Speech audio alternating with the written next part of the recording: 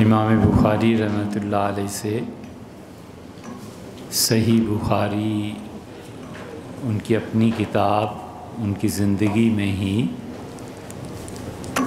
سینکڑوں میں نہیں ہزاروں میں تعداد ہے جن لوگوں نے سنی۔ اگر حافظہ خطا نہیں کر رہا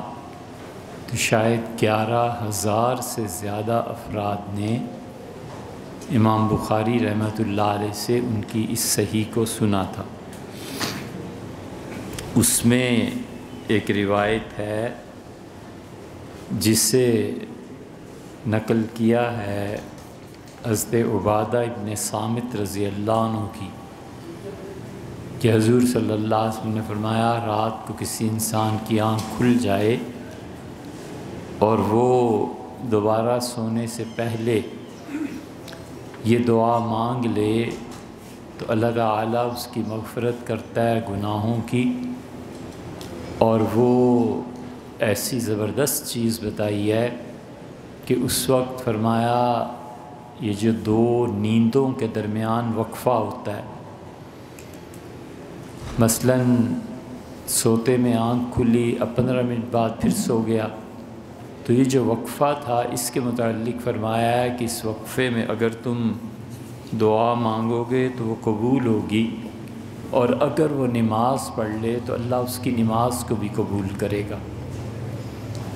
اس لیے بہت سے اللہ کے بندے ان کو تو یہ ایک خزانہ ہاتھ آ گیا، سو جاتے تھے پھر آنکھ کھلتی تھی، پھر رکعتیں پڑھتے تھے 2 نفل 4 نفل وضو کر کے، پھر نیند آ گئی پھر اٹھ کے سو گئے۔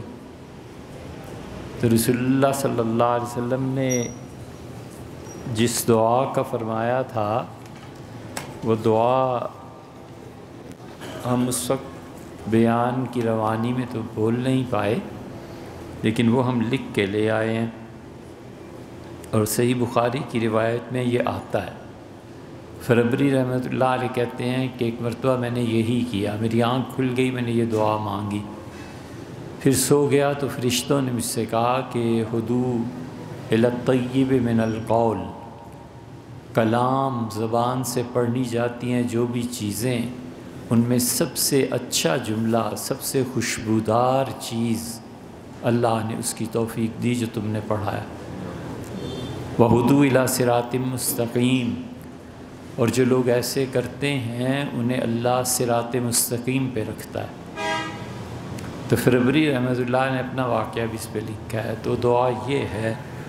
لا الہ الا اللہ وحدہ لا شریک لہ لہ الملک ولہ الحمد وہو علی کل شیء قدیر، الحمد للہ وسبحان اللہ ولا الہ الا اللہ واللہ اکبر ولا حول ولا قوۃ الا باللہ۔ یہ ہے وہ دعا۔